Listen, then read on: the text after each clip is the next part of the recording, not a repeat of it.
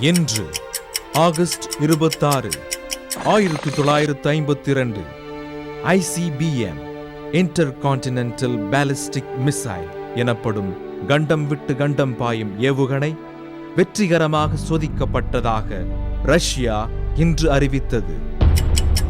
1979 Rhodesia Zimbabwe என பெயர் மாற்றம் கண்டது இன்று. 1883 திரு வி.க. என்று அழைக்கப்படும் திரு வி. கல்யாண சுந்தரம் இன்று பிறந்தார்.